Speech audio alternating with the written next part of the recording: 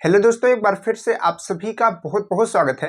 आज की क्लास में हम लोग बात करेंगे थर्मल रेडिएशन के बारे में, जिसको हिंदी में हम लोग ऊष्मीय विकिरण कहते हैं। हीट का ये लगभग लास्ट टॉपिक है, इसके बाद कोई भी टॉपिक हीट का नहीं है।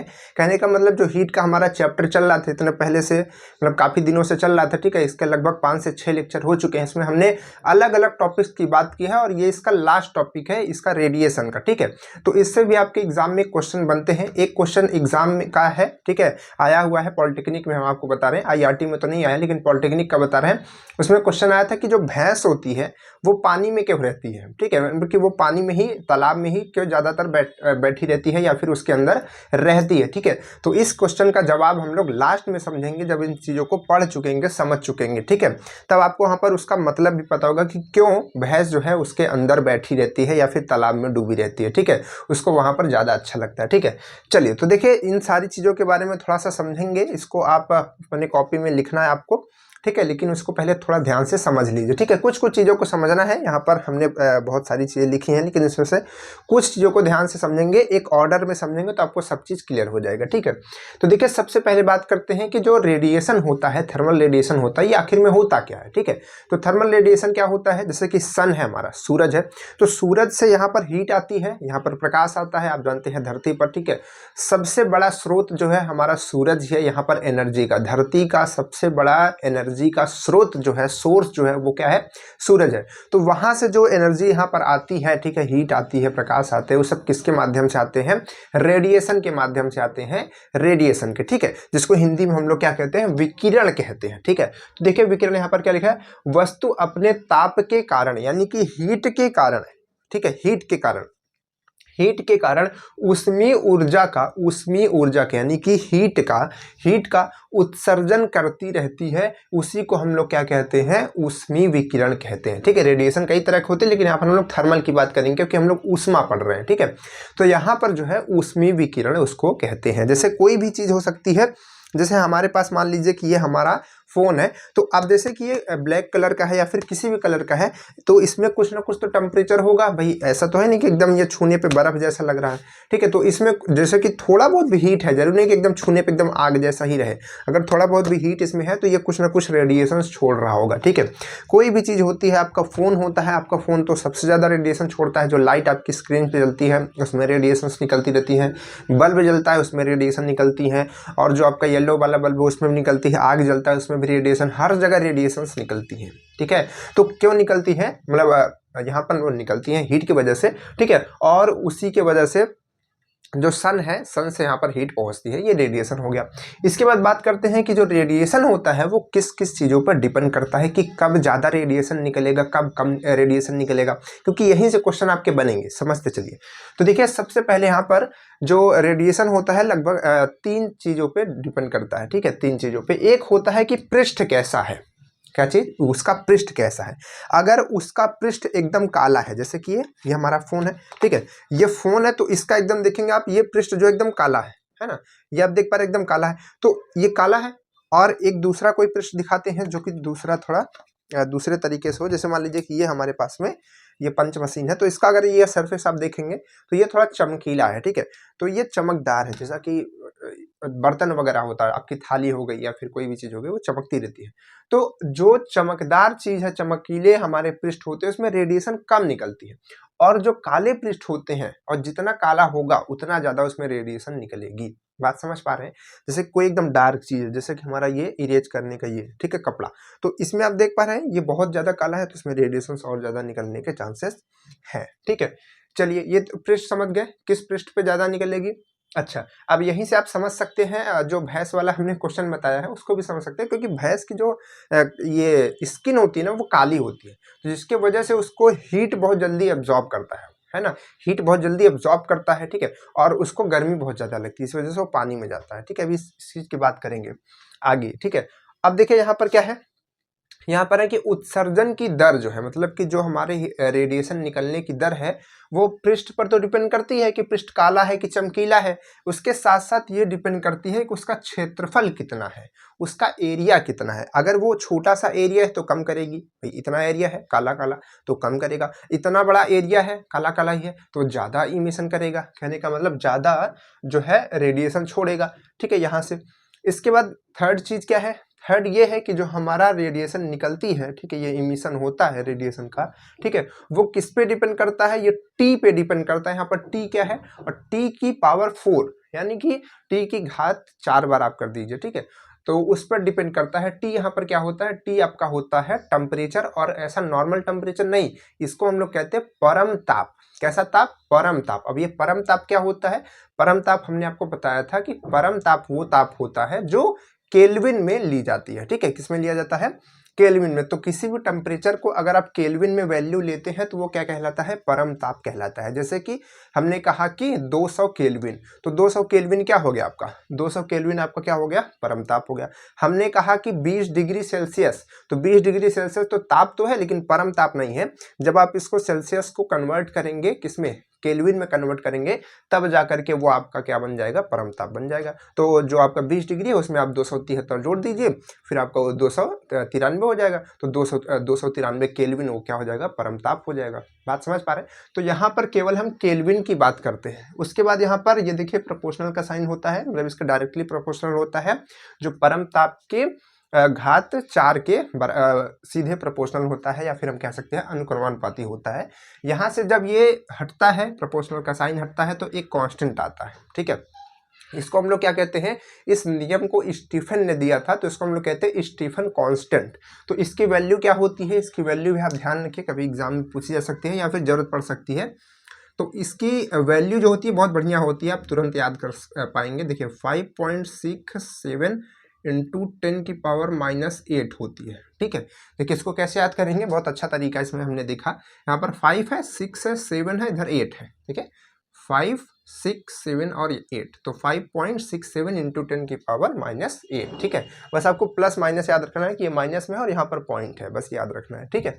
चलिए, तो इसको ध्यान रख लीजिएगा, याद कर लीजिएगा, अभी जरूरत पड़ सकती है जब हम लोग क्वेश्चन करेंगे तब, ठीक है। क्वेश्चन भी करेंगे हम लोग। समझ गए इतना, कोई दिक्कत तो नहीं है। रेडिएशन समझ गए, रेडिएशन किस पे डिपेंड करते हैं ये भी समझ गए, ठीक है। अब इसके बाद बात करते हैं कि उत्सर्जकता क्या होती है, ठीक है।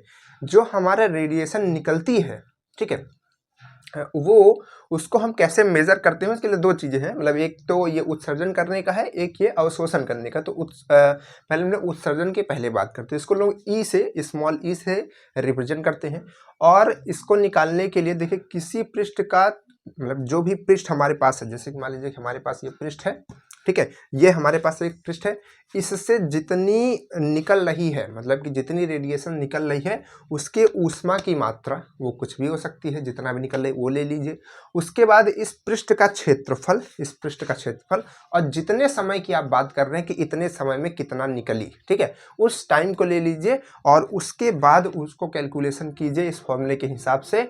तो जो आपको वैल्यू पता चलेगी, वो जो वैल्यू आएगी वो क्या कहलाएगी, उत्सर्जकता कहलाएगी, इस पृष्ठ के द्वारा, कि ये पृष्ठ जो है कितना रेडिएशन छोड़ सकती है इतने समय में, ये आपको पता चलेगा, ठीक है। यहाँ पर इसको हम लोग Q से डिनोट करते हैं, क्योंकि ऊष्मा को हम लोग Q से डिनोट करते हैं। A आपका एरिया हो गया, T आपका टेम्परेचर हो गया, इसकी यूनिट क्या होती है, जूल पर मीटर स्क्वायर सेकेंड, ठीक है, इसको ध्यान रखिएगा। चलिए, इसको ध्यान रखेंगे, ये फॉर्मूला याद रखिएगा। इस चीज को एक चीज से और डिनोट करते हैं, यहाँ पर जो हमारा उत्सर्जकता होती है, यहाँ पर एक चीज और समझिए उत्सर्जकता के लिए। उत्सर्जकता हम किसी चीज की कैसे निकालते हैं, हम कंपैरिजन करके भी निकालते हैं। देखिए हमारे पास एक चीज होती है जिसको हम लोग कहते हैं, यहाँ पर देखिए हमने लिखा है आइडियल ब्लैक बॉडी। क्या कहते हैं, आइडियल ब्लैक बॉडी, आदर्श कृष्ण, हम उसको कह सकते हैं, बॉडी कह सकते हैं। आइडियल क्या है, आइडियल ब्लैक बॉडी। तो आइडियल ब्लैक बॉडी क्या होता है, आइडियल ब्लैक बॉडी क्या होता है कि जब कोई बॉडी एकदम काली हो, मतलब कि अब कैसे बताएं, वो बहुत ज़्यादा काली हो सकती है ना, इतना काली हो सकती है कि वो किसी भी प्रकाश को वापस नहीं रिफ्लेक्ट करती। जैसे मान लीजिए कि आपका ये है, ठीक है, इसमें आप देख पा रहे हैं, इसको आप देख पा रहे हैं ना, क्यों देख पा रहे हैं, क्योंकि इधर से प्रकाश आ रहा है, इधर से प्रकाश आ रहा है, इधर से प्रकाश आ रहा है, और इधर लड़ के आप मतलब कैमरे में जा रहे हो, कैमरे में रिकॉर्ड हो रहा है ये प्रकाश, और उसको आप वीडियो के फॉर्म में देख पा रहे हैं, ठीक है। लेकिन अगर ये कोई भी प्रकाश को रिफ्लेक्ट ही ना करता, ठीक है, तो ये आपको दिखाई नहीं देता। बात समझ पा रहे हैं, तो इतना काला होता है, ठीक है, एक आइडियल ब्लैक बॉडी इतनी काली होती है, ठीक है। तो आइडियल ब्लैक बॉडी से भी हम लोग क्या करते हैं, इस चीज को कंपैरिजन करके उत्सर्जकता निकालते हैं। कैसे निकालते हैं, हम ऐसे निकालते हैं, जो हमारी वस्तु है, ठीक है, जो हमारी वस्तु है, वस्तु द्वारा उत्सर्जित या फिर वस्तु द्वारा छोड़ी गई रेडिएशन, उत्सर्जित लिख देते हैं ज़्यादा सही रहेगा, उत्सर्जित। एक तो बहुत गर्मी लगने लगती है ना, तो फिर इरिटेशन होती है।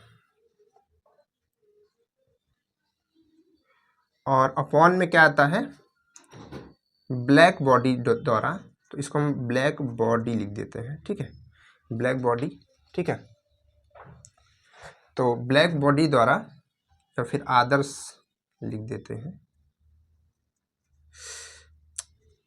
बहुत ज़्यादा गर्मी है भाई साहब, बहुत ज़्यादा गर्मी। आदर्श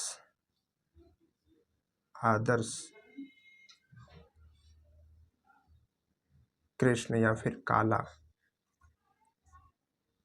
काली वस्तु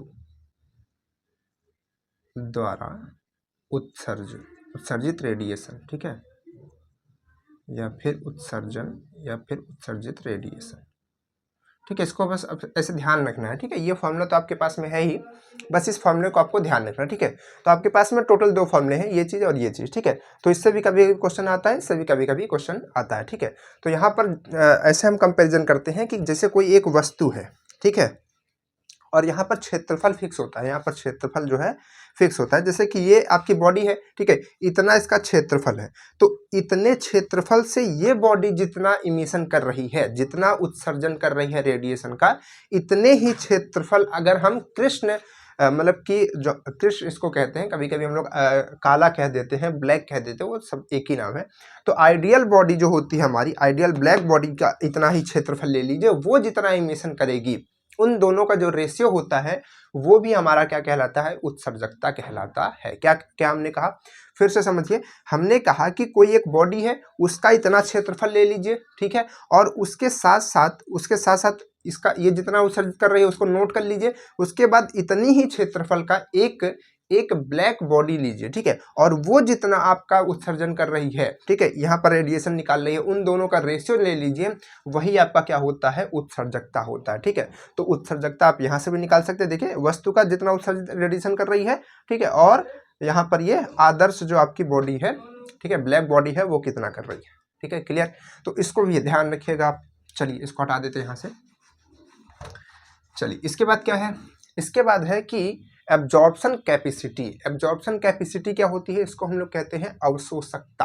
अवशोषकता क्या होती है कि हमने कहा कि कोई भी बॉडी, जैसे ये ब्लैक है, तो ये रेडिएशन छोड़ती है और रेडिएशन एब्जॉर्ब भी करती है, ठीक है। तो जो एब्जॉर्ब करता है रेडिएशन, अपने अंदर सोखता है, ठीक है, एब्जॉर्ब करता है, इसी को हम लोग क्या कहते हैं, अवशोषकता। जिसका नाम है अवशोषक करना, है ना, ऐसा उसको सोख लेना अपने अंदर में, ठीक है। तो इसको हम लोग ए से डिनोट करते हैं, एब्जॉर्प्शन यानी कि ए से डिनोट करते हैं।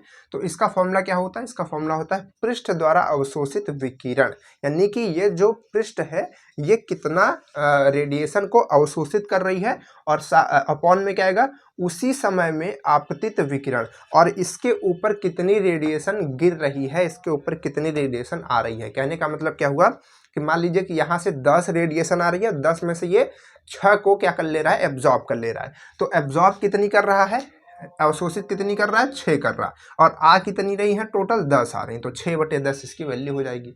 बात समझ पा रहे हैं। तो यहाँ पर जो है इस तरीके से निकालते हैं कि कितनी आ रही है, ऊपर वाला है कि अवशोषित विकिरण कितना वो अवशोषित कर रहा है। आपतित मतलब होता है उस पर गिरना, आपतित का मतलब होता है गिरना, तो कितनी इस पे आपतित हो रही है और कितना वो अवशोषित कर पा रहा है, वो उसका क्या हो जाएगा, अवशोषकता हो जाएगा। कहने का मतलब ये कितना अवशोषित कर सकती है, ये इसका एक प्रॉपर्टी हो जाएगी, ठीक है। अब यहाँ पर बात आती है कि जो हमारा यहाँ पर उत्सर्जकता है और अवशोषकता है, उसमें रिलेशन क्या बनता है। तो अवशोषकता और आपकी उत्सर्जकता में जो रिलेशन बनता है वो बनता है अनुक्रमानुपाती का। कहने का मतलब है ये एक दूसरे के प्रोपोर्शनल होते हैं, ठीक है, एक दूसरे के प्रोपोर्शनल होते हैं। इसके कहने का मतलब ये हुआ कि अगर कोई वस्तु अगर कोई वस्तु बहुत ज़्यादा रेडिएशन रिलीज करती है तो बहुत ज़्यादा रेडिएशन एब्जॉर्ब भी कर सकती है। अगर कोई वस्तु आपकी बहुत कम रेडिएशन रिलीज करती है तो वो एब्जॉर्ब भी बहुत कम ही करेगी। बात समझ पा रहे हैं? और इसके साथ साथ इसमें एक रिलेशन और भी बताना चाहेंगे। जैसे कि मान लीजिए कि आपको एक चीज़ इसमें से दे दी गई, जैसे कि आपको उत्सर्जकता दे दी गई, या फिर आपको इसमें से आपको अवशोषकता दे दी गई, तो आप इससे दूसरा निकाल सकते हैं। कैसे? जैसे कि मान लीजिए कि आपको यहाँ पर दे दिया गया, जैसे कि आपको उत्सर्जकता दे दी गई। उत्सर्जकता मान लीजिए कि आपको दे दिया गया कि 0.4 है, ठीक है। कितनी है? 0.4 है। तो आप बताइए कि अवशोषकता कितनी होगी, ठीक है। अवशोषकता कितनी होगी, तो इसको कैसे निकालेंगे? 1 में से 0.4 जो है माइनस कर देंगे, तो जो बचेगा वो क्या होगा? 0.6 बचेगा। तो ये आपकी क्या हो जाएगी? अवशोषकता हो जाएगी, ठीक है। तो कहने का मतलब है कि अवशोषकता और आपके उत्सर्जकता दोनों को जोड़ने पर कितना वैल्यू आती है? 1 आती है, ठीक है। मतलब किसी एक चीज के लिए, किसी भी एक चीज के लिए, ठीक है। क्लियर है? चलिए, इसको ध्यान रखिएगा, क्वेश्चन में काम आने वाला है। इसके बाद यहाँ पर हमने ब्लैक बॉडी के बारे में बता ही दिया, ठीक है। इसको हिंदी में पूरा कंप्लीट नाम कृष्ण, और यहाँ पर क्या कहेंगे? इसको वस्तु कह सकते हैं, ठीक है। अभी क्वेश्चन में होगा तो क्लियर बताते हैं क्या है। इसके बाद क्या है यहाँ पर? इसका जो ए होता है, अवशोषकता होता है, वो 1 होता है। 1 होता है। 1 कहने का मतलब क्या हुआ?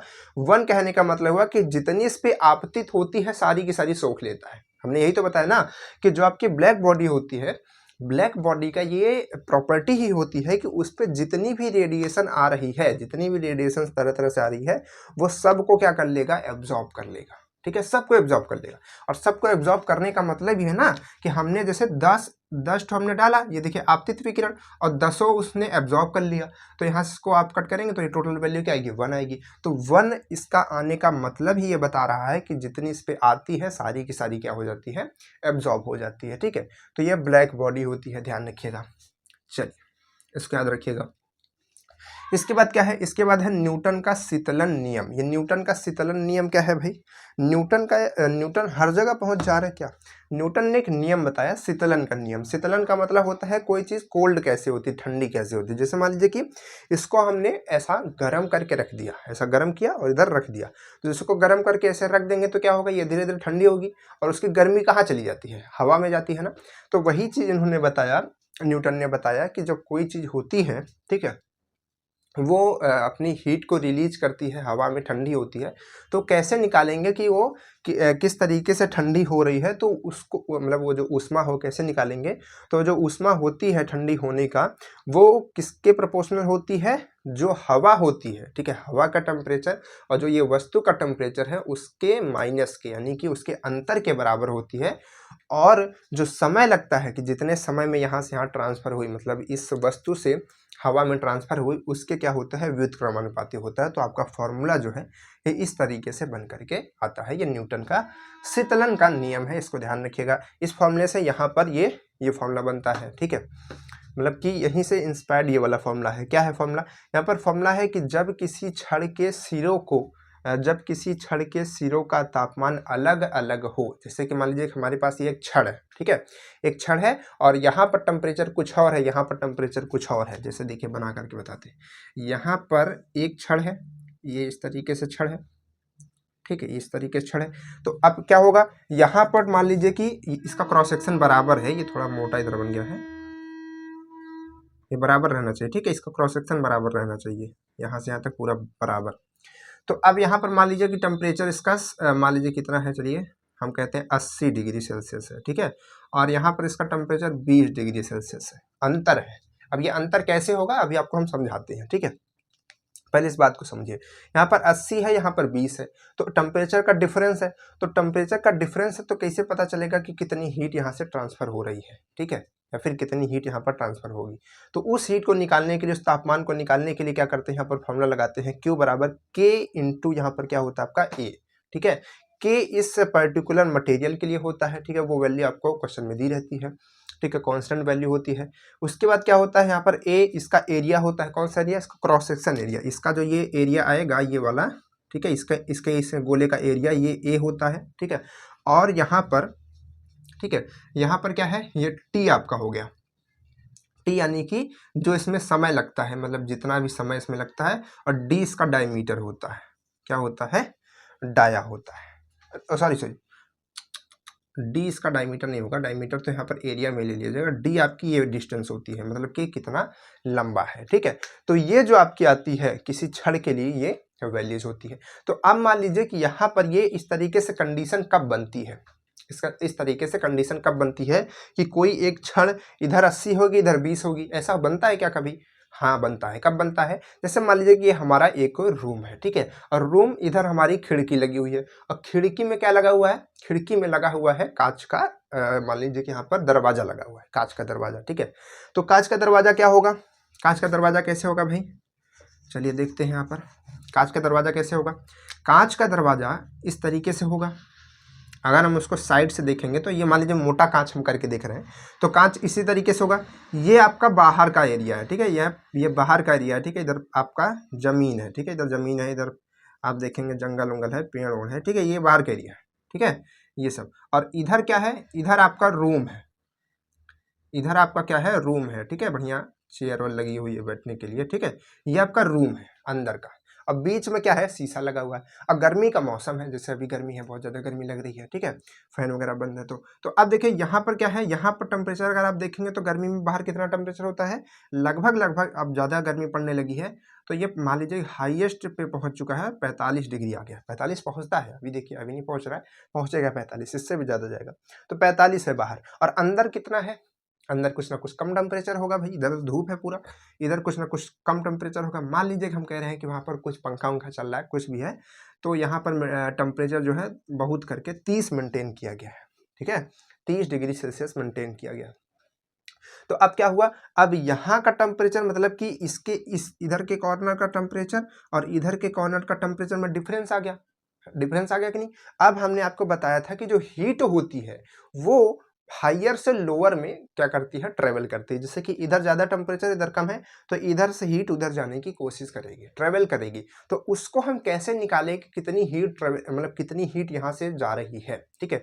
तो इसको निकालने के लिए हम यही चीज़ तो अभी देखा हमने छड़ में, लेकिन छड़ के हम कैसे देख रहे थे, छड़ जो थी ऐसे लंबी सी थी, ठीक है, छड़ ऐसे कैसे बन जा रहा है भाई, छड़ जो है इस तरीके से लंबी थी, ठीक है। अब हमने क्या किया, इसको ऐसे दबा दिया है, तो ये पतला, ये जो डी था आपका छोटा हो गया, बल्कि ये लंबा ज़्यादा हो गया है, समझ पा रहे हैं, कहने मतलब एरिया बढ़ गया है, जो डी है वो छोटा हो गया, तो कोई दिक्कत नहीं है।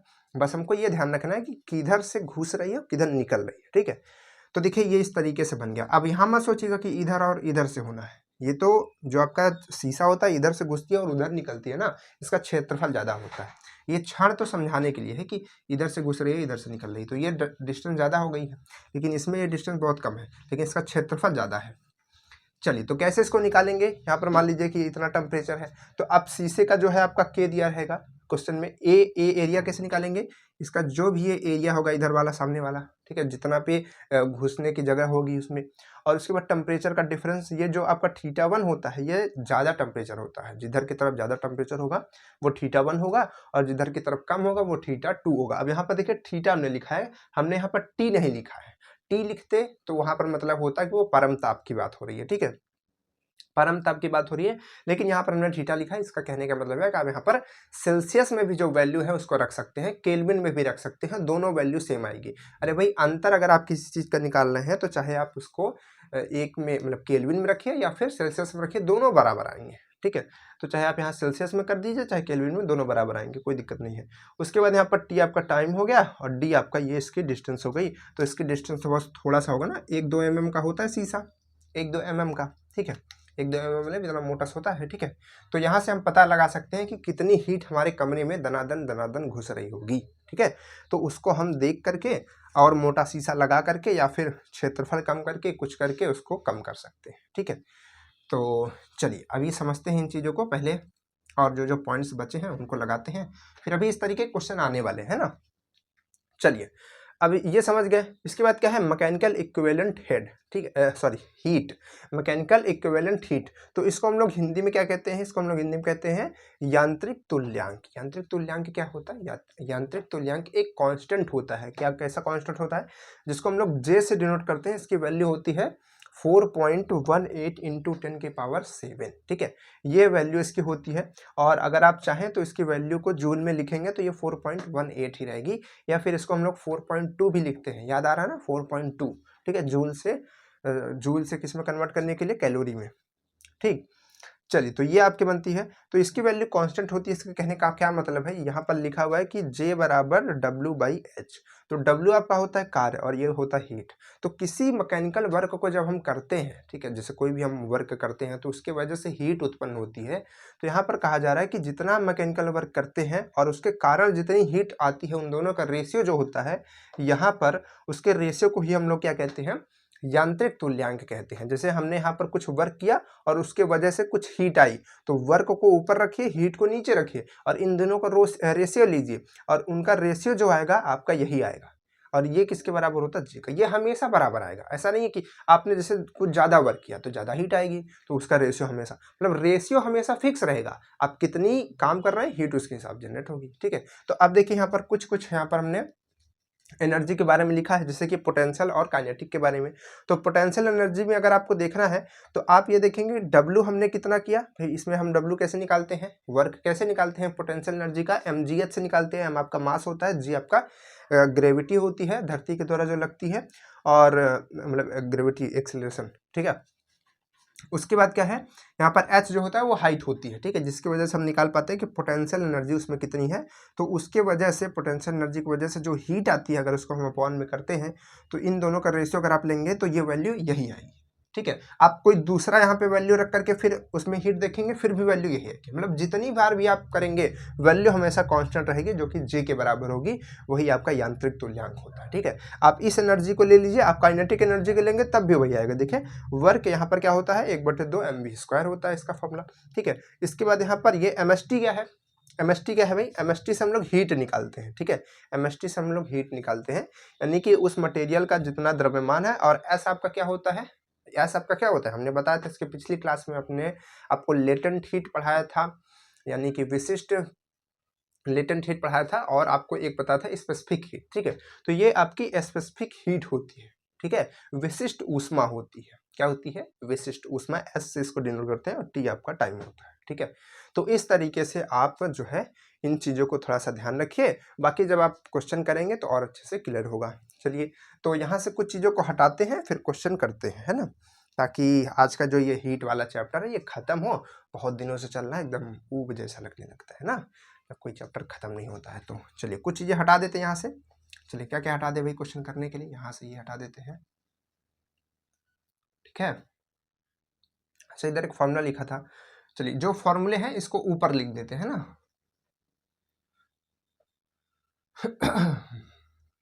चलिए एक सेकंड, इधर से कुछ हटाते हैं, इनका कुछ काम है क्या, बस इतनी जगह बन जाए कि क्वेश्चन लिख पाए, और क्या है कि नहीं। न्यूटन का नियम,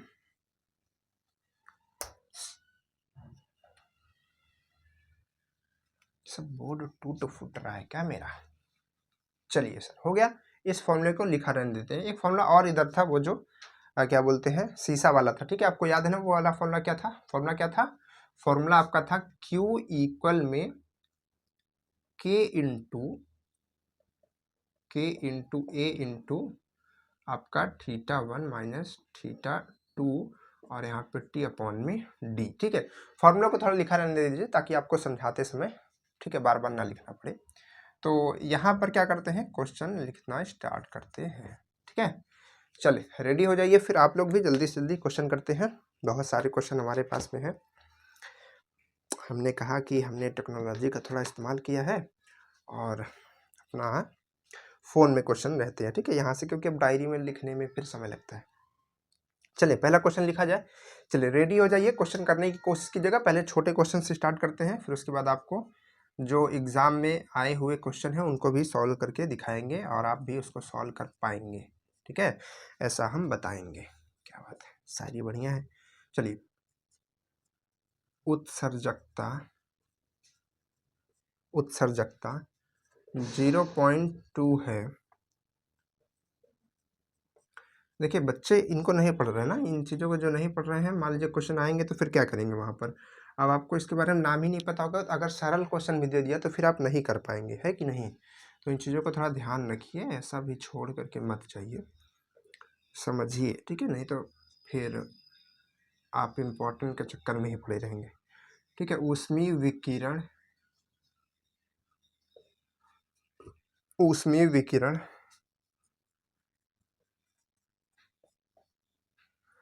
आपतित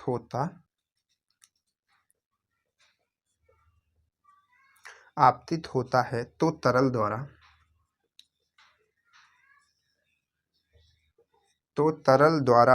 विकिरण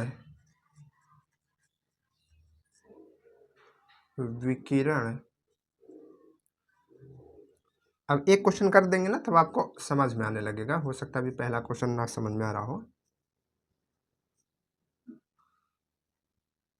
ठीक है। होगा, आपके ऑप्शन क्या है, 10 जूल, 30 जूल, 40 जूल और जो है 20 जूल, ठीक है। ये आपका क्वेश्चन हो गया, ठीक है। क्या क्वेश्चन है, पढ़िए थोड़ा सा ध्यान से इसको, क्वेश्चन को। क्वेश्चन कह रहा है कि किसी पृष्ठ की जो उत्सर्जकता है वो 0.2 है, ठीक है। इस पृष्ठ पर इतना जूल ऊष्मीय विकिरण आपतित होता है। मतलब कि एक जो पृष्ठ है, जैसे मान लीजिए कि हमारे पास कोई सरफेस है, ये हमारे पास बस एक ही चीज है आज, तो यहीं से समझाते हैं। ये हमारे पास सरफेस, ठीक है। अब इस पे क्या है, कह रहा है कि 50 जूल ऊष्मीय विकिरण आपतित होता है, इस पे गिरता है, ठीक है, गिर रहा है, तो तरल द्वारा विकिरण अवशोषित होगा। तो इसके द्वारा कितना कितना विकिरण अवशोषित होगा, नॉट तरल, यहाँ पर कितना जो है विकिरण अवशोषित होगा। तो आप याद कीजिए, ये हमने आपको बताया था कि कितना गिर रहा है और कितना अवशोषित हो रहा है, ठीक है। कितना गिर रहा है और कितना अवशोषित हो रहा है, इन दोनों का जो रेशियो होता है, मतलब इसमें इसके ऊपर जैसे इतना गिर रहा है तो उसमें उसके द्वारा सब तो अवशोषित हो नहीं रहा होगा, कोई ये आइडियल आपका तो है नहीं, आइडियल ब्लैक बॉडी तो है नहीं, ठीक है, कि है नहीं है। यहाँ पर केवल एक वस्तु की बात हो रही है, कहा गया एक पृष्ठ की बात हो रही है। तो यहाँ पर ये कहा जा रहा है कि कितना गिर रहा है और कितना अवशोषित हो रहा है, तो इन दोनों का जो रेशियो होता है, ये हमने आपको बताया था कि इसको हम लोग क्या कहते हैं, अवशोषकता कहते हैं, ठीक है। क्या कहते हैं, एब्जॉर्प्शन कैपेसिटी कहते हैं, इंग्लिश में बात करें तो अवशोषकता कहते हैं। तो यहाँ पर आप देख सकते हैं फॉर्मूला भी लिखा हुआ कि A इक्वल पृष्ठ पर अवशोषित विकिरण मतलब पृष्ठ द्वारा कितना अवशोषित होती है विकिरण, और उसमें मतलब उसी समय में कितना जो है आपतित विकिरण होती है। कहने का मतलब है कि आपको पूछ क्या रहा है, अवशोषित विकिरण ये पूछ रहा है। तो ये पूछ रहा है तो आप इसी फॉर्मूले का इस्तेमाल करेंगे। तो किसी भी फॉर्मूले में, चाहे वो मैथ का हो, फिजिक्स का हो, केमिस्ट्री का हो, किसी भी चीज का फॉर्मूला हो, अगर उस फॉर्मूले में 3 चीजें हैं, जैसे कि आप देख पा रहे हैं, एक चीज ये, एक चीज आपकी इधर की वाली, एक चीज ये नीचे वाली, 3 चीज है। तो 3 चीज में अगर आपको एक चीज पूछ रहा है तो उसका मतलब है कि 2 चीज आपको निकालनी पड़ेगी, तभी चल करके आप तीसरी चीज निकाल पाएंगे। अगर आपके फॉर्मूले में 4 चीज है तो उसमें से आपको 3 चीज निकालनी पड़ेगी, तब जाकर के जो एक पूछ रहा है उसको वैल्यू निकाल पाएंगे, ठीक है। तो इसमें से आपको देखिए ये आपतित विकिरण दिया गया है, कहाँ गया, आपतित विकिरण, देखिए विकिरण जो है आपतित होता है, ये आपको दिया गया है कि 50 जूल होता है। ये आपको तो दिया है, कहने का मतलब ये आपको वैल्यू पता है।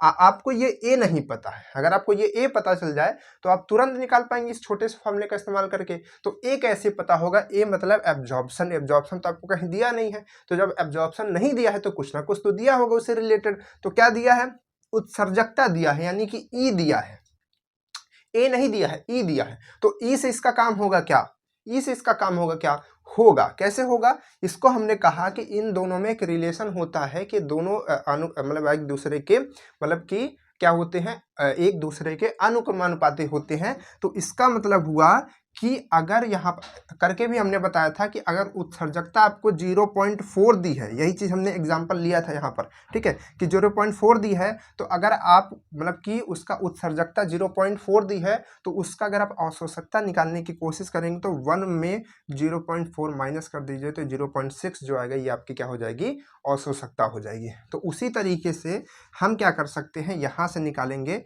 A बराबर 1 माइनस 0.2 या फिर A बराबर 1 माइनस ई, ठीक है, ये करेंगे। और यहाँ से जो होगा 1 माइनस 0.2 रखेंगे तो ये आपका 0.8 आ जाएगा, ठीक है। ये क्या आ रही है, आपकी A की वैल्यू आ रही है, अवशोषकता आ रही है। तो अब हम निकाल सकते हैं A बराबर यहाँ पर आपको ये क्या निकालना है, अवशोषित विकिरण निकालना है। तो हम यहाँ पर शॉर्ट में लिख दे रहे हैं अवशोषित विकिरण, और अपॉन में क्या यहाँ पर है, आपतित विकिरण। तो आपतित विकिरण आपको दिया गया है 50 जूल, और ए की वैल्यू आपने निकाल ली है 0.8। तो अब आप यहाँ से नहीं निकाल सकते, बच्चा बच्चा निकाल सकता है, ठीक है, बच्चा बच्चा निकाल सकता है। इसको इधर भेज देगा, ये वैल्यू आ जाएगी, ठीक है। तो इसको निकालने के लिए यहाँ से क्या करेंगे, अवशोषित विकिरण निकालने के लिए इसको इधर भेजेंगे, तो इसका इसमें मल्टीप्लाई होगा 8 × 40, तो ये आपका 40 मतलब 400 आएगा वैसे तो, नहीं, हाँ 400 आएगा, 400 आएगा, लेकिन एक दशमलव है तो ये यहाँ पर ये आ जाएगा, तो टोटल 40 बचेगा, ठीक है। तो ये क्या हो जाएगा, 40 जूल हो जाएगा, ठीक है, 40 जूल, क्योंकि ये जूल में था। तो यहाँ पर ये ऑप्शन नंबर आपका 3 जो है वो राइट हो जाएगा। क्लियर है। तो देखिए छोटा सा क्वेश्चन था, लेकिन आपको उत्सर्जकता, अवशोषकता और रेडिएशन के बारे में अगर आपने नहीं पढ़ा तो गलत हो जाएगा, है ही नहीं, ठीक है। चलिए, इस वजह से हर एक कॉन्सेप्ट को पढ़ना जरूरी है। क्लियर। और ये वाला जो क्वेश्चन हम आपको बता रहे थे शीशे वाला, ठीक है, जो लगा हुआ है उसमें कितनी हीट जाएगी, ठीक है, दरवाजे में जो है शीशा लगा हुआ है खिड़की में, वो क्वेश्चन आपका आ चुका है एग्जाम में, ठीक है। चलिए, उस तरीके के क्वेश्चन आपके एग्जाम में आ जाते हैं तो फिर दिक्कत हो जाएगी बाबा। चलिए, ये क्वेश्चन हो गया सॉल्व। इसके बाद है क्वेश्चन अगला, नेक्स्ट क्वेश्चन बी है क्वेश्चन, एक पृष्ठ की उत्सर्जकता 0.2 है, 0.2, अच्छा इसकी भी 0.2 है, ठीक है, हमको लगा भाई क्वेश्चन लिखने लगे क्या। तथा ये दूसरा क्वेश्चन है, ठीक है, तथा किसी ताप पर इसमें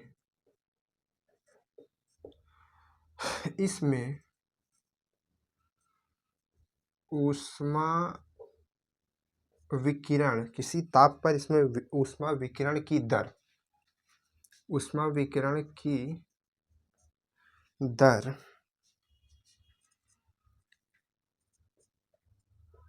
3 वाट है।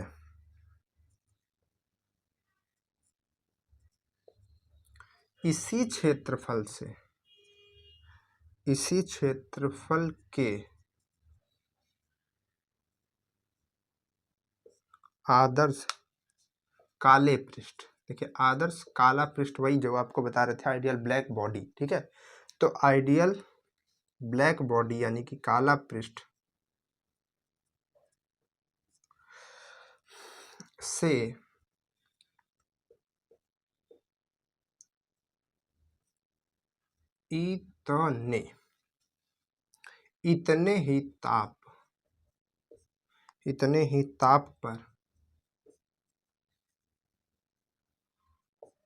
इतने ही ताप पर ऊष्मीय विकिरण की दर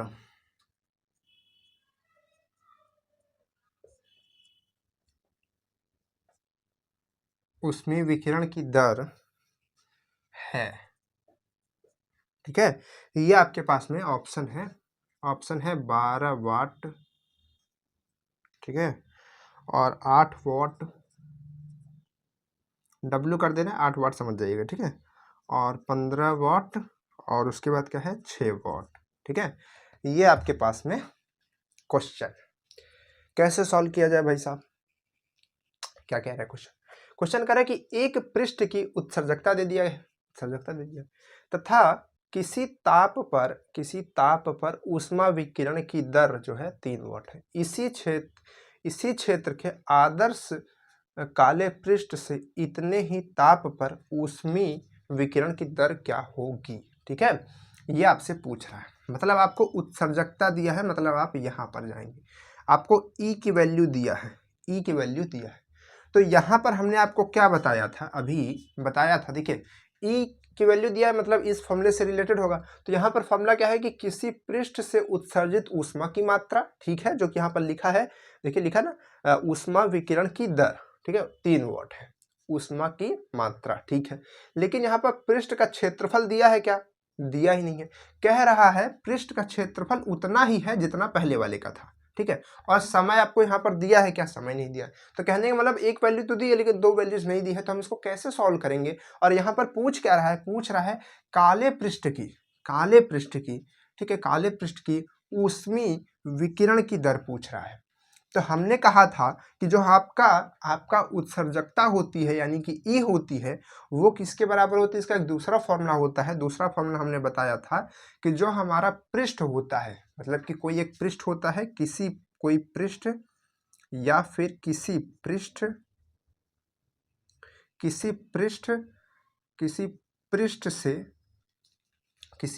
से उत्सर्जित विकिरण की दर, ठीक है। और अपॉन में क्या होगा? अपॉन में होगा आदर्श काले पृष्ठ, ठीक है, आदर्श काले पृष्ठ, या फिर यहां पर हम लिख सकते थे, चलिए ब्रैकेट में लिख देंगे, आदर्श काले पृष्ठ से उत्सर्जित विकिरण की दर। अब ये दर कैसी? यहां पर हम बता रहे थे आपको कि क्षेत्रफल जो है वही होना चाहिए, उसी क्षेत्रफल से। हमने बताया ना, हमने बताया कि जैसे यहाँ पर ये क्षेत्रफल है, ये बॉडी हमारी, ठीक है, तो ये बॉडी जितना यहाँ पर रेडिएशन छोड़ रही है, ठीक है, वो ले लीजिए, और उसके साथ साथ इसी क्षेत्रफल का, जितना इसका क्षेत्रफल है इस बॉडी का, उतना ही क्षेत्रफल का एक आप क्या ले लीजिए? आदर्श कृष्ण पृष्ठ ले लीजिए। वो जितना छोड़ेगा उनका जो रेशियो बनता है वही आपका क्या होता है? वही आपका उत्सर्जकता होती है, ई होती है।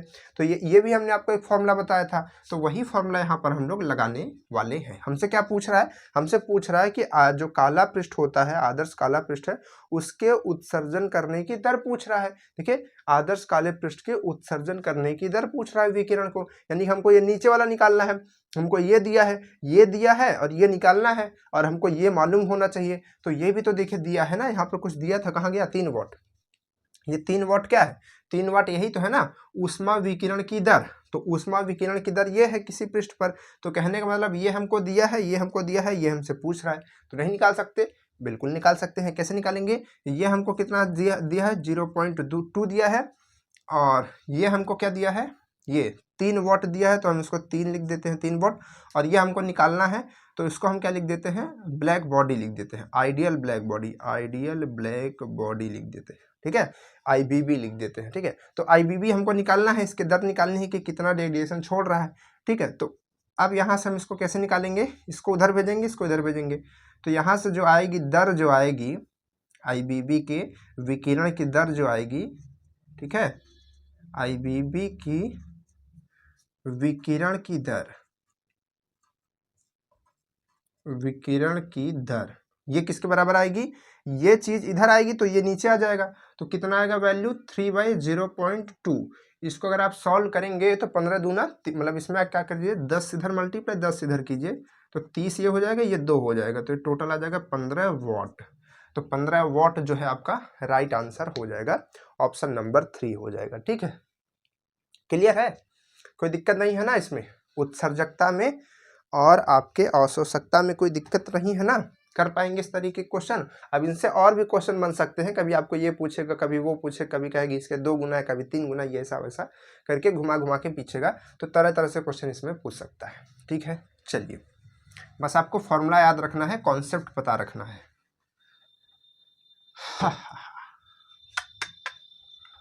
ओ माय गॉड, आज हमको कुछ ज्यादा गर्मी लग रही है कि आज गर्मी ज्यादा है? पता नहीं है ना, चलिए कोई बात नहीं है, आगे क्वेश्चन करते हैं। नेक्स्ट क्वेश्चन क्या है हमारे पास में? चलिए, नेक्स्ट क्वेश्चन क्या है, देखिए ध्यान से। नेक्स्ट क्वेश्चन है कि एक कृष्ण पृष्ठ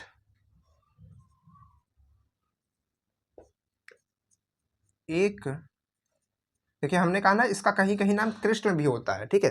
तो आप नाम याद रखिए, कृष्ण का मतलब होता है काला। अरे भाई कृष्ण जी का नाम कृष्ण क्यों पड़ा था पता है? क्योंकि वो काले थे, ऐसा कहा जाता है ना, काले थे तो उनका नाम कृष्ण पड़ गया, ठीक है। तो इसी वजह से उनको कृष्ण कहते थे, ठीक है। ए से, और श्याम का मतलब भी काला ही होता है, ठीक है। श्यामपट आप जानते हैं नहीं? श्यामपट, श्यामपट क्या होता है? जैसे ये व्हाइट बोर्ड है, एक होता है ब्लैक बोर्ड, ठीक है।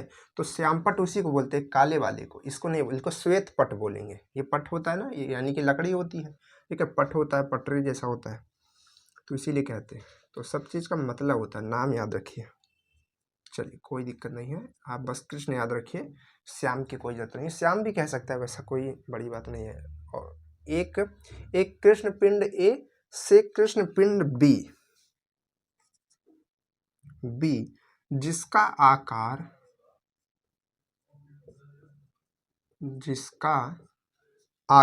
एवं माप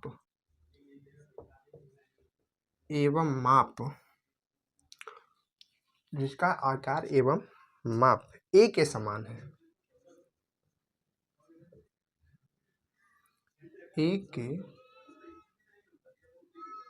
ए के समान है, की अपेक्षा, कॉमा करके लिखा है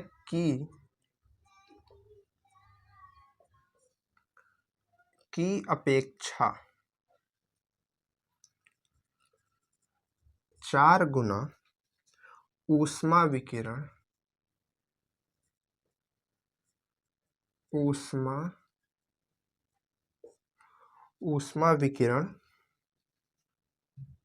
होता है, ऊष्मा विकिरण होता है, ठीक है। यदि ए का तापमान, यदि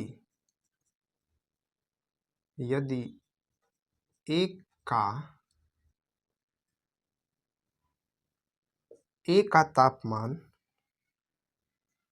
192 डिग्री हो तो, देखिए जो रेडिएशन निकलता है वो तापमान के कारण ही निकलता है, ठीक है। इसमें लिखा है सीधा सीधा कि जो ऊष्मीय ऊर्जा, ठीक है, यहाँ पे लिखे ताप के कारण, ठीक है। तो ताप के कारण ही निकलता है, तो हो तो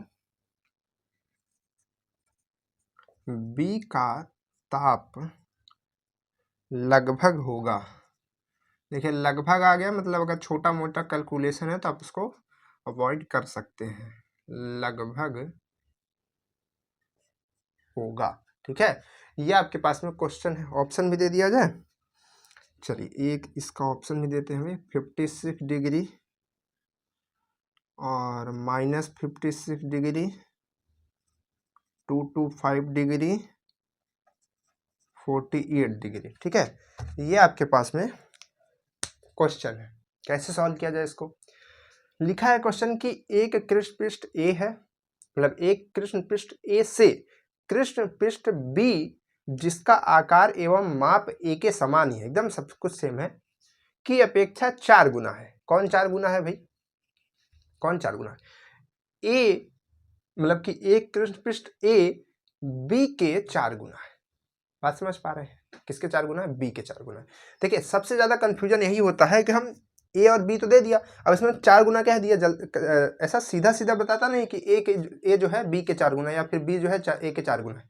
तो इसको बहुत ध्यान से समझना पड़ता है, सही से पढ़ेंगे तभी क्लियर होगा। तो देखिए यहाँ पर पढ़िए कि एक कृष्ण पृष्ठ ए से कृष्ण पृष्ठ बी का आकार और माप समान है, ठीक है, की अपेक्षा 4 गुना है, ठीक है। तो कौन 4 गुना है? कौन 4 गुना है आपका? ये जो है बी जो है 4 गुना है ए से, ठीक है। देखिए यहीं से बात कट जाती है ना, एक कृष्ण पृष्ठ ए से यहाँ से बात कट गई, तो जहां से कट गई वहीं से जोड़िए, से की अपेक्षा 4 गुना है। कौन 4 गुना है? बी जो है ए के 4 गुना है, ठीक है। सॉरी कौन 4 गुना है भाई? बी 4 गुना है ना ए के, ठीक। अरे भाई ऐसे लिख सकते हैं ना, ए बराबर हम लिख सकते हैं 4b, बस ऐसे समझ लीजिए बस, ठीक है। वो उसके 4 गुना है, ठीक है, माप की बात कर रहे हैं। चलिए इसके बाद क्या है कि यदि ए का तापमान इतना हो तो बी का बताइए भाई। कैसे बताएंगे? तापमान की बात आ रही है और यहाँ पर किसकी बात आ रही है? तापमान की बात आ रही है और किसकी बात आ रही है, ए की बात आ रही है, मतलब उसके नाप तौल की बात आ रही है। कैसे निकालेंगे, कुछ आइडिया लग पा रहा है, कोई सा फॉर्मूला इधर दिख रहा। अब ऐसा क्वेश्चन मान लीजिए आपके एग्जाम में आ गया, क्या करेंगे, छोड़ के चले आएंगे, बिल्कुल छोड़ चले आएंगे। तो देखिए ये जो है हमारा, ये कहाँ से निकलेगा, ये निकलेगा यहाँ से, अरे यहाँ से भी हो सकता था, कोई दिक्कत नहीं, तो यहाँ से निकलेगा। क्या कहता है भाई ये फॉर्मूला, क्या कह रहा है, फॉर्मूला कहता है कि जो इमिशन होता है, ठीक है, इमिशन होता है वो क्या होता है, उसका फॉर्मूला क्या बनता है, इनटू में क्या है, टी की पावर 4, ठीक है, टी की पावर 4 है, ये है। तो अब यहाँ से क्या करेंगे, अगर हम पहले वाले की निकाले, अब इसके लिए हमको क्या चाहिए, हमको इसके लिए इसकी वैल्यू चाहिए, जो कि वैल्यू फिक्स है 5.67 इंटू 10⁻⁸ इसकी वैल्यू होती है। इसकी वैल्यू बस चेंज होती है, जिसकी वजह से ये वैल्यू आपकी चेंज होती है। तो अगर हम पहली बार के लिए निकाले, यानी कि ई ए निकाले, अगर हम ई ए निकालें, और मतलब ई ए निकालेंगे तो ये आएगा, यहाँ पर टेम्परेचर ए का लेंगे, और अगर हम ई बी निकालें, हम क्या निकालें, यहाँ पर हम ई बी निकालें, तो यहाँ पर ये जो आपकी वैल्यू रहेगी तो सिग्मा वही रहेगा, बराबर रहेगा, कोई दिक्कत नहीं है। आपका जो टेम्परेचर है वही बदलेगा, मतलब टेम्परेचर बदलेगा तभी तो जो उत्सर्जन करने की रेट है वो बदलेगी। अरे भाई अगर मान लीजिए कि यहाँ पर कहाँ गया टेम्परेचर, यहाँ पे 192 डिग्री है, तो 192 डिग्री पे इसका कुछ और इमिशन होगा, ठीक है, मान लीजिए कि इसका 100 होगा, 50 होगा, कुछ भी होगा, तो इसका करने पर इमिशन इसका कुछ और होगा, समझ पा रहे हैं। तो टेम्परेचर पर डिपेंड करता है कि नहीं, ताप के कारण होता है कि नहीं, ताप पे डिपेंड करता है कि नहीं, डिपेंड करता। तो यहाँ पर जो है, यहाँ पर ये उत्सर्जन कितना होगा ये ताप पर डिपेंड कर रहा है। तो हम यहाँ से इसका तो निकाल सकते हैं, कोई दिक्कत नहीं है, लेकिन इसका हमको बताना है कि टेम्परेचर कितना है, ठीक है, ठीक है, टेम्परेचर कितना है, इसमें ये बता दिया है, इसमें ये बता दिया है कि इसका माप और आकार जो है उसके 4 गुना है। तो माप और आकार अगर 4 गुना है, समझिएगा, माप और आकार अगर 4 गुना है, तो ऊष्मा का विकिरण जो होता है वो भी आपका 4 गुना होगा, ठीक है, क्योंकि किस पे डिपेंड करता है, इसके क्षेत्रफल पर डिपेंड करता है। तो उसकी जितनी माप, अगर माप 1 गुना है तो वो 1 गुना होगा। देखिए एकदम डायरेक्टली प्रोपोर्शनल है उत्सर्जन की दर। तो अगर इसको हम क्षेत्रफल को 2 गुना कर दे तो ये 2 गुना नहीं हो जाएगा, बिल्कुल हो जाएगा। तो यहाँ पर हमने क्या किया, इसको 4 गुना कर दिया है, तो जो उत्सर्जन की दर है वो भी 4 गुना हो जाएगी। तो कहने का मतलब ये है कि यहाँ से हम क्या करें, अगर उत्सर्जन की दर ए वाले में कितना है, ए वाले में कितना है, ए ई है, और बी वाले में ए ई बी है, तो यहाँ पर कहा है कि जो ए है बी का 4 गुना है, ए जो है बी का 4 गुना है। इसके कहने का मतलब है कि जो ई ए है आप 4 गुना लिख सकते हैं किसके, बी के, ठीक है, इस चीज को समझिए ध्यान से, ठीक है। और इस चीज को अगर आप नहीं समझ पा रहे तो ऐसे भी समझ लीजिए कि यहाँ पर देखिए ए का टेम्परेचर इतना है, तो ए का टेम्परेचर ज्यादा है, मतलब ए ज्यादा इमिशन कर रहा होगा, और यहाँ पर जो ऑप्शन है, यहाँ पर केवल एक ही ऑप्शन जो है ज्यादा है, और बाकी हो सकता है अगर ये ऑप्शन सही हो तो ऐसा भी हो सकता है कि बी वाला कम हो, ठीक है। तो यहाँ से भी अंदाजा लगा सकते हैं, वैसे क्वेश्चन में सीधे सीधे आपको लिखा गया है, ठीक है, कि बी का 4 गुना ए है। तो ये रिलेशन हमारे पास बनता है। तो हम क्या करेंगे, इन दोनों में रेशियो ले लेते हैं। क्या ले लेते हैं, इन दोनों में रेशियो। जब भी इस तरीके का क्वेश्चन आए आपको तुरंत क्या लेना है, रेशियो लेना है, ठीक है, रेशियो लेना है। तो रेशियो अगर आप लेंगे तो यहाँ पर अब इक्वल जो है 2 ना लगा करके 1 लगाएंगे, यहाँ पर आ जाएगा। अब आप देखेंगे कि आपका ये सिग्मा कट जाएगा, ठीक है। और यहाँ पर जो ए ई है, यहाँ पर आप चाहें तो लिख सकते हैं, यहाँ पर आप चाहें तो क्या लिख सकते हैं, यहाँ पर आप चाहें तो लिख सकते हैं 4, और आगे क्या लिख सकते हैं, 4EB लिख सकते हैं, और यहाँ पर क्या लिख सकते हैं आप, EB लिख सकते हैं, और इक्वल में। अब देखिए यहाँ पर ये जो टेम्परेचर होता है, हमने कहा कि ये किस में होता है, परम ताप होता है, और जो आपको यहाँ पर टेम्परेचर दिया है वो क्या दिया है, डिग्री सेल्सियस दिया है। तो सबसे पहले बच्चे तो यही गलती करके आएंगे कि वो डिग्री सेल्सियस ही डाल देंगे, तो डिग्री सेल्सियस अगर आप लिखेंगे तो गलत हो जाएगा। तो इसका जो टेम्परेचर है वो कितना आएगा, 192 डिग्री सेल्सियस तो है, लेकिन इसको हमको केल्विन बदलने के लिए 273 इसमें ऐड करना पड़ेगा, फिर इसकी पावर 4 करनी पड़ेगी, और नीचे वाला जो है उसका तो वही है, कोई दिक्कत नहीं है। तो अगर इसकी भी पावर 4 है, इसकी भी पावर 4 है, तो हम क्या टोटल में पावर 4 नहीं कह सकते हैं, ऐसा भी तो कह सकते हैं, कोई दिक्कत होगी क्या, नहीं होनी चाहिए ना। तो इन दोनों को ऐड कीजिए, कितना आएगा, 5 और ये 2 कितना होगा, 5 होगा, मतलब 3 और 2 5 होगा, और यहाँ पर ये 16 का 6 हंसी लगेगा, एक 3 और एक 4, तो 465 ये आ रहा है लगभग, ठीक है। तो ये आपका 465 आ रहा है, ठीक है। अब इसको कैसे सॉल्व करेंगे, और देखिए यहाँ से EB से EB आपका कट जाएगा, तो टोटल यहाँ पर क्या बचेगा, 4 बचेगा, ऐसा समझ लीजिए, ठीक है। अब इसको सॉल्व करने में देखिए क्वेश्चन आसान है, फॉर्मूला ये आपको पता है, इसको अपने डिग्री का सेल्सियस में भी मतलब जो आपका डिग्री सेल्सियस में है उसको केल्विन में कन्वर्ट कर लिया, हर चीज़ कर लिया। लेकिन यहाँ पर फिर आप फंस जाएंगे कि यार इसका 4 गुना करना है, फिर उसके बाद उसको मल्टीप्लाई डिवाइड करना ही तो बहुत लंबा प्रोसेस हो जाएगा, इतना कैसे कर पाएंगे, ठीक है, तो घबराने लगेंगे। तो कैसे इसको सॉल्व किया जाए, तो देखिए इस चीज़ को अगर ये जो पावर है इसको हम इधर ला लेते हैं, इस पावर को अगर हम इधर लाते हैं तो ये क्या बन जाएगा, अंडर इसके पावर में 4 आएगा। मतलब कि जैसे अंडर रूट बनता है तो अंडर रूट में क्या होता है, यहाँ पर 2 होता है, अंडर क्यूब बनता है तो यहाँ पर 3 होता है, ये पावर इधर 4 थी तो ये पावर 4 आएगा। समझ पा रहे हैं? तो कहने का मतलब क्या है कि अब ये जो रूट बना हुआ है आपका, इसके अंदर किसी भी चीज़ का 4 बार मतलब 4 जो मिल करके बनेंगे। कहने का मतलब है कि अगर मान लीजिए अगर किसी रूट के अंदर ये 4 लिखा है और 2 गुणते 2 गुणते 2 गुणते 2 गुणते 2 लिखा है ऐसा, तो 4 पेयर बनेंगे, 4 मिल करके, तब 1 2 बाहर निकलेगा और 1 2 केवल अंदर रहेगा। ठीक है, ये किसके लिए है, जब ये 4 होता है। जब यहाँ पर 3 होता है तो क्या होता है, तब ये 3 का पेयर बन जाता है तो एक बाहर निकल सकता है। जब यहाँ पर 2 होता है तो क्या होता है, 2 का पेयर बन जाता है तो ये निकल सकता है। ये सब हमने आपको पढ़ाया था, ठीक है। चलिए, तो अब देखिए यहाँ पर ये इसका पेयर बनना, लेकिन ये क्या ऐसा बन पाएगा 4 किसी का पेयर? कहते 1 गुणते 1 गुणते 1 4 बार हो गया, तो 1 गुणते 1 गुणते 1 4 बार कर देंगे तो 4 हो जाए, उसकी वैल्यू कभी नहीं होगी। तो यहाँ पर इसको कैसे किया जाए, लेकिन हमको इसको निकालना तो है, ये है वैल्यू तो निकालनी ही है, कैसे करेंगे भाई। तो देखिए यहाँ पर लिखा हुआ है, यहाँ पर 4, यहाँ पर लिखा हुआ है 4, तो 4 को हम 2 की पावर ले भाई 2 की पावर 2 कर सकते हैं, बिल्कुल कर सकते हैं। अब हमने कहा कि इसमें करनी लगी हुई, इसको आप घात में कन्वर्ट कर लीजिए। तो जब आप इसको घात में कन्वर्ट करेंगे तो जो यहाँ पर बेस रहता है वो रहता है, और जो इसकी पावर रहती है वो ऊपर, और जो इधर रहता है ये नीचे। तो 2 की पावर क्या हो जाएगी, 2/4 हो जाएगी। तो 2/4 मतलब इसको काट देंगे तो ये टोटल 2 की पावर 1/2 आएगी। ठीक है, 2 की पावर 1/2 कहने का मतलब क्या हुआ, अब आप इसको वापस करणी में कन्वर्ट करेंगे तो ये करणी में वैल्यू अब यहाँ पर जो आपका 4 आ रहा था ये 2 आ जाएगा। क्यों 2 आ गया, क्योंकि यहाँ पर नीचे 2 है और ऊपर क्या है 1 है, तो 2 की पावर 1 करेंगे तो 1 1 ही रहेगा, ठीक है, वो 2 ही रहेगा। तो अब इसकी वैल्यू तो आपको पता होनी चाहिए, इसकी वैल्यू क्या होती है, इसकी वैल्यू होती है 1.414 ऐसे करके कुछ वैल्यू होती है, ठीक है इसकी, ठीक है। तो ये वैल्यू इसकी कुछ ऐसे आती है, तो ये वैल्यू निकल गई आपकी। तो अब क्या करेंगे, आप ये वैल्यू यहाँ पर सीधे सीधे डाल सकते हैं कि 1.414 ऐसे करके, ठीक है। अब आप इसको सॉल्व कर सकते हैं, ठीक। तो अब आप टी बी को इधर लाइए और इसको इधर भेज दीजिए, समझ पा रहे हैं ना। तो इसको हम इधर लाते हैं और इसको उधर भेजते हैं, ठीक, करते हैं ऐसा काम। तो फिर उसके बाद सॉल्व करेंगे तो बहुत बड़ा प्रोसेस हो जा रहा है ना, क्योंकि अभी इसमें भी इसका पॉइंट हटाना, फिर उसके बाद उसको सॉल्व करना, तो ये बड़ा हो जाएगा। अब भी थोड़ा बड़ा तो होगा ना कुछ तो बड़ा होगा ही। तो इसका हम एक अंदाज़ा लगा करके कट करने की कोशिश करेंगे, ठीक है, एक अंदाज़ा लगाने की कोशिश करेंगे, और बाकी तो सब कुछ है। तो हम टीबी को क्या करते हैं, इधर भेज लेते हैं, टीबी मतलब वो जो उसका ये है, ठीक।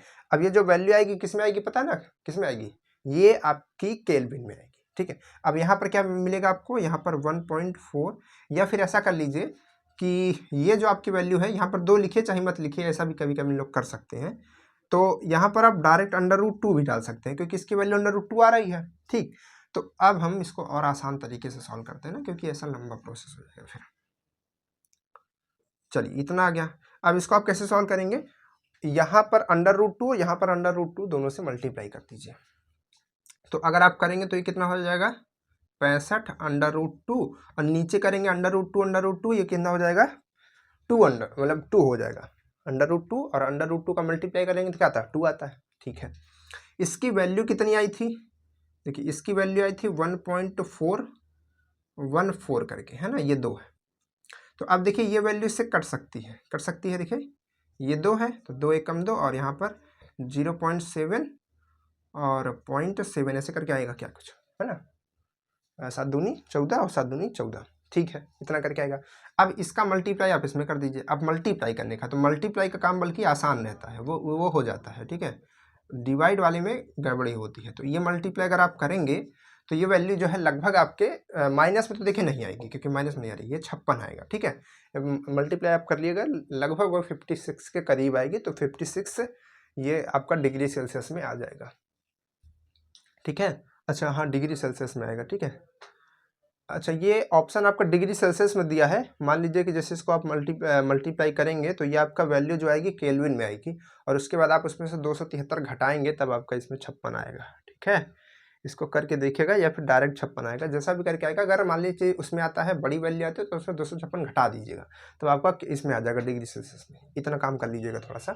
ठीक है, तो समझ पाए इसका कॉन्सेप्ट कि नहीं? कोई दिक्कत नहीं होनी चाहिए। चलिए एक सेकेंड। हाँ ठीक है,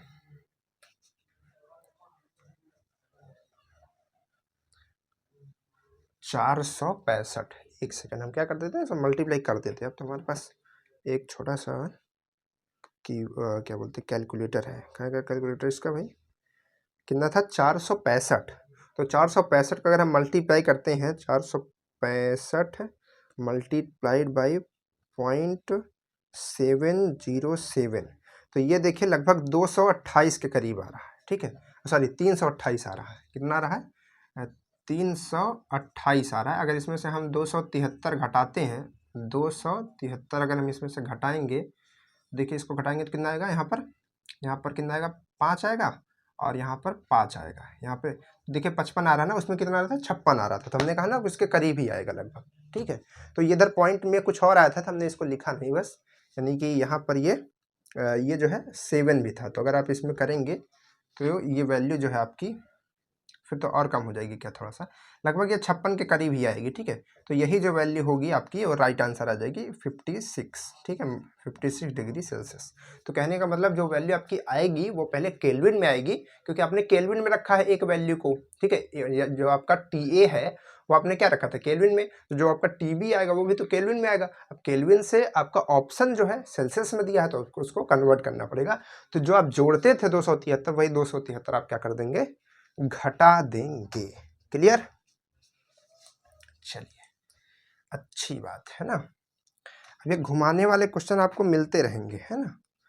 चलिए अगला क्वेश्चन की बात करते हैं, नेक्स्ट क्वेश्चन की बात करते हैं। नेक्स्ट क्वेश्चन है कि दो वस्तुओं के ताप। अब इसको खुद से करने की कोशिश कीजिएगा, उसी फॉर्मूले पे हम आपको बता रहे हैं। दो वस्तुओं के ताप, 373 डिग्री सेल्सियस तथा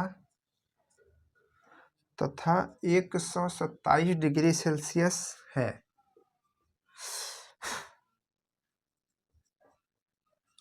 उनसे विकिरित ऊष्मा, मतलब ऊष्मीय विकिरण, या फिर उनसे विकिरित मतलब निकली हुई। ठीक है, ऊष्मित नहीं बाबू, ऊष्मीय विकिरणों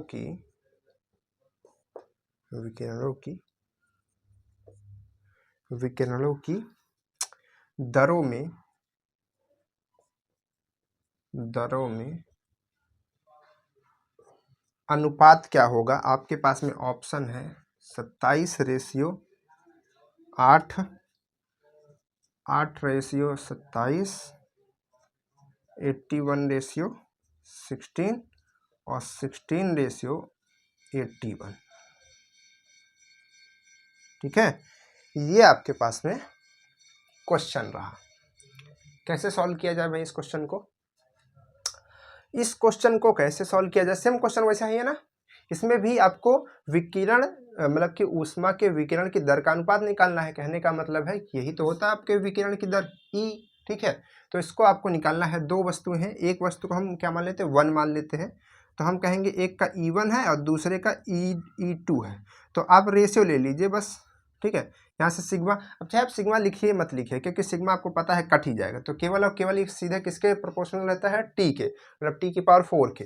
ठीक है, तो यहाँ पर डायरेक्ट आप T लिखिए, तो T1 की पावर 4 और T2 की पावर 4। तो यहाँ जब आप रखेंगे T1, तो T1 आपका क्या है? T1 आपका है 200 मतलब 327। ठीक है, लेकिन ये डिग्री सेल्सियस में है तो 273 इसमें रखेंगे, तब जाकर के इसकी पावर क्या लगाएंगे हम? 4 करेंगे। ठीक है, इसकी पावर 4 करेंगे। उसके साथ साथ यहाँ पर क्या है? 127 है तो इसमें क्या करेंगे 273 इसमें भी करेंगे, तब जाके पावर 4 करेंगे। ठीक है, ऐसा करके करेंगे कि नहीं करेंगे, करेंगे ना।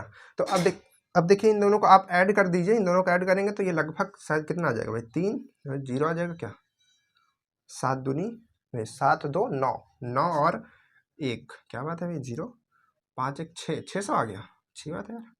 चलिए इसके बाद क्या है, ये यहाँ पर भी 0 आ रहा है, यहाँ पर भी 0 आ रहा है, 3 ये 4, ओ ये तो बहुत अच्छा आ गया। देखिए दोनों में पावर 4 था तो हमने बाहर पावर 4 कर दिया, इसको कट कर दिया, इसको इससे कट कर दिया, इसको कट करेंगे यहाँ 3 आएगा, इसको कट करेंगे 4 आएगा, तो 3 यहाँ पर सीधे सीधे क्या 3 और 2 आएगा, तो 3/2 का पावर 4 है। ठीक है, कितना आएगा भाई, अब तो आप बता सकते हैं ना, रेशियो ही तो बताना था, तो हमने रेशियो ले लिया है पहले ही।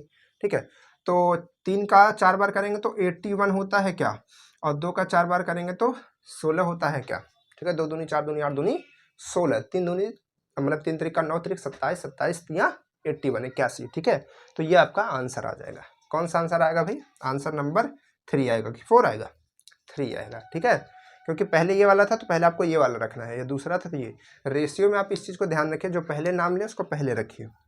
ठीक है, चलिए आगे बढ़ते हैं अगले क्वेश्चन तरफ, और अगला क्वेश्चन आपके लिए एक होमवर्क है इसी फॉर्मूले पे। ठीक है, क्योंकि इसी फॉर्मूले पे ज़्यादा क्वेश्चन बनते हैं, क्योंकि स्टीफन ने इसको दिया था, स्टीफन। चले अगला क्वेश्चन की बात करते हैं, 12:30 बज गया।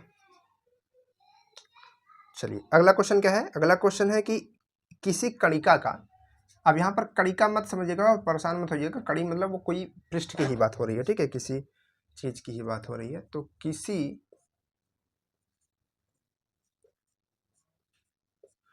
कणिका का ताप 100 डिग्री सेल्सियस से बढ़कर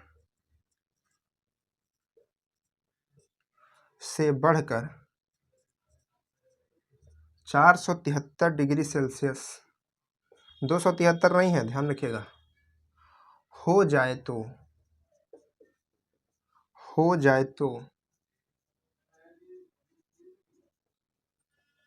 उसकी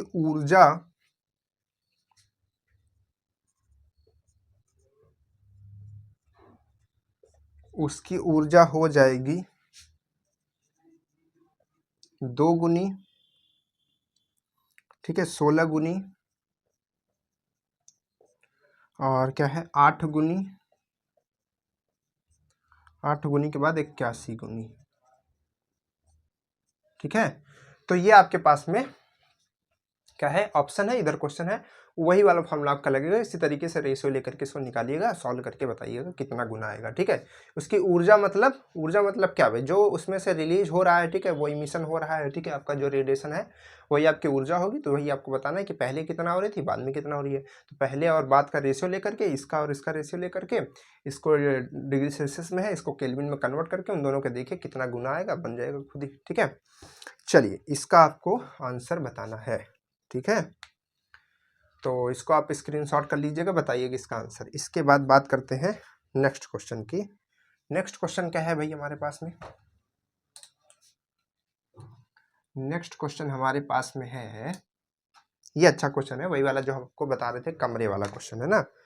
तो इसमें क्या है कि एक कमरे की कांच की खिड़की, क्वेश्चन है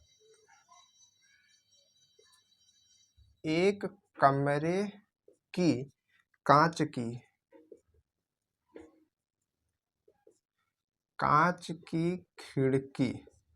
की खिड़की का कुल क्षेत्रफल 10 मीटर स्क्वायर है। ठीक है, तथा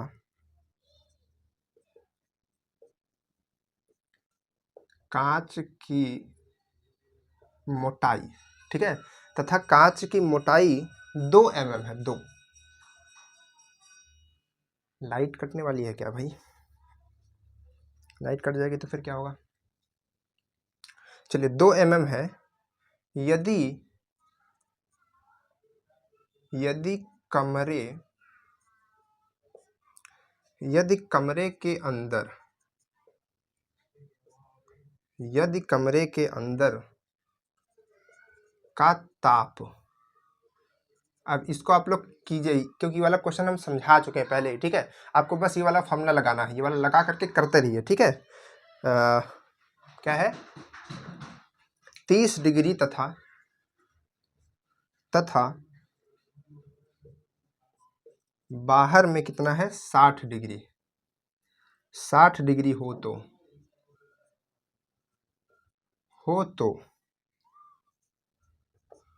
ऊष्मा किस दर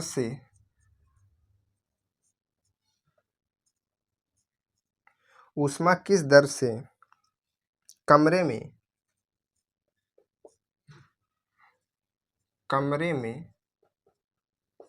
प्रवेश कर रही होगी।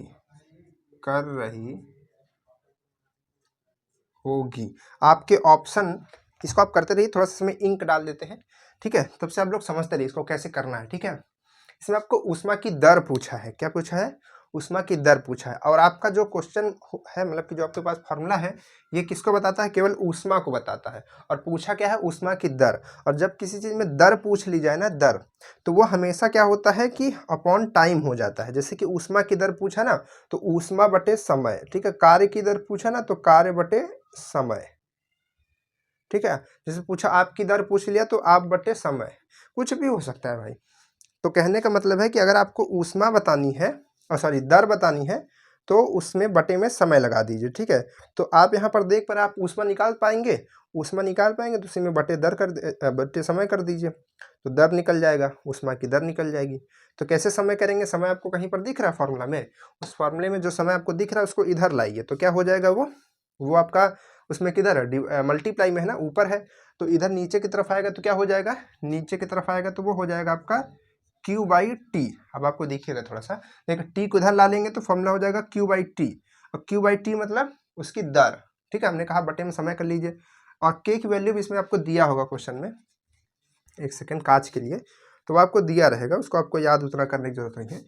K की वैल्यू यहाँ पर दिया है 2 × 10⁻⁴, ठीक है। ये आपको इसकी वैल्यू दिया है। चलिए इसको ध्यान रखिएगा, K और A हो गया, और यहाँ पर क्या बचेगा, θ1 - θ2, और जो आपका T है वो तो आ चुका है, तो अपॉन में इधर D, ठीक है। अब देखिए सब कुछ को वैल्यूज थोड़ा सा चेंज कर लेते हैं, कुछ वैल्यू देखते हैं क्या क्या दिया है। ये तो हमको निकालना है, मतलब कि टोटल आपको निकालना है, ये इसकी दर है, इसमें से किसी की वैल्यू नहीं रखनी है, बस इधर वाले को वैल्यू रखनी है। चलिए रखते हैं। सबसे पहले K की वैल्यू क्या दिया है, 2 × 10⁻⁴ दिया है, -4 दिया गया है, ठीक है। मल्टीप्लाई करके A की वैल्यू, A क्या है, A है आपका क्षेत्रफल, किस में दिया है, मीटर स्क्वायर में दिया है। तो अगर हम इसको मीटर में रख देते हैं, मतलब 10 रख देते हैं, तो अब हमको जो D रखेंगे, ठीक है, इसका जो जितना वो चौड़ा होगा, ठीक है, वो रखेंगे, वो भी हम मीटर में ही रखेंगे। चलिए इसमें सबसे बताइए ज़्यादा टेम्परेचर कौन सा है, ज़्यादा टेम्परेचर आपका 60 डिग्री है, तो 60 डिग्री -30 डिग्री, ये हो जाएगा 60 डिग्री। और उसके बाद क्या है, डी कहाँ गया आपका भाई, उसकी चौड़ाई कितनी है, मोटाई उसके शीशा कितनी है, क्योंकि वही आपकी डी होगी, हमने समझाया था भी। तो डी जो है कितना है, 2 mm है। तो 2 mm कैसे करेंगे भाई, 2 mm है, तो 2 mm में कैसे निकालेंगे भाई, मीटर में इसको कन्वर्ट करना है।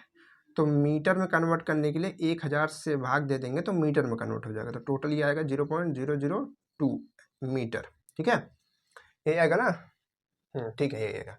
तो यहाँ से हम कर सकते हैं 0.002, ठीक है। अब इसको सॉल्व कर लीजिए बहुत आसान तरीके से। इसको देखिए 4 है, इस पूरे को इधर ले आइए, नीचे ले आइए, इसको जब नीचे ले आएंगे, ठीक है, तो बस यहाँ पर आपका 2 बचेगा। तो ये पावर जो माइनस में थी ये प्लस में हो जाएगी, इसका मल्टीप्लाई इसके साथ कर देंगे, तो देखिए ये आपका 1000, मतलब एक तरीके से ये 3 के साथ 4 के साथ कर रहे हैं, तो 2 ना होकर के 20 हो जाएगा, ठीक है। उसमें मल्टीप्लाई कर देंगे 20 हो जाएगा। अब देखिए 10 दूना 20 ये होता है, इससे कट जाएगा, तो टोटल आपका यही बचेगा, तो ये कितना आएगा 30, मतलब माइनस करने पे 30 आएगा, ठीक है। और ऊपर नीचे 1 है तो 1 से मल्टीप्लाई करेंगे, तो ये आपका 30 जो है आंसर आ जाएगा, ठीक है, ये 30। आपके ऑप्शन क्या क्या थे भाई, ऑप्शन नहीं लिखा क्या, ऑप्शन आपका था 30, ठीक है, और 300, 300 के बाद 3000 और 30,000, ये ऑप्शन आपके थे।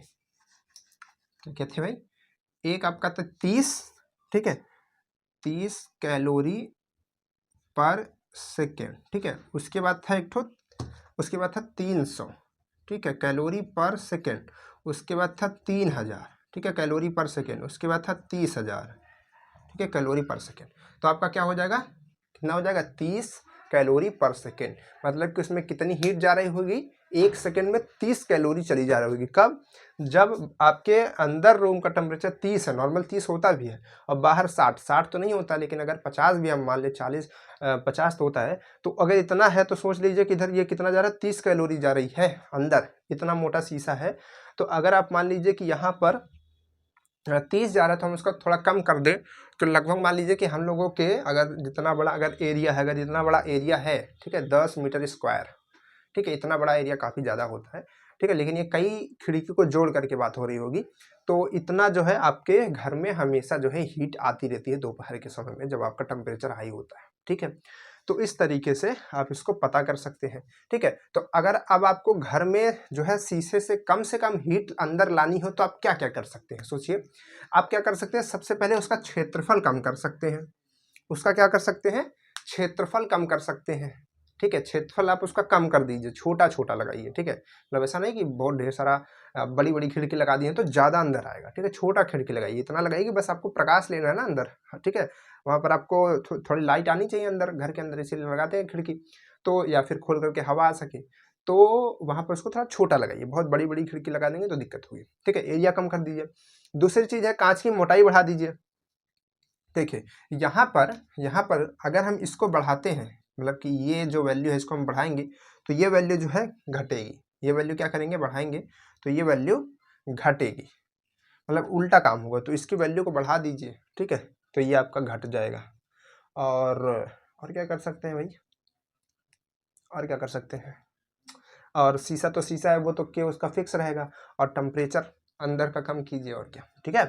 तो इस तरीके से आप करके काम कर सकते हैं। क्लियर है, इस तरीके के क्वेश्चन समझ पाएंगे, कर पाएंगे। अब चलिए भैंस वाले क्वेश्चन पे आते हैं भाई। भैंस वाले क्वेश्चन का इंतजार होगा बहुत बच्चों को। हाँ, भैंस वाला क्वेश्चन भैया, भैंस वाला क्वेश्चन कहाँ गया।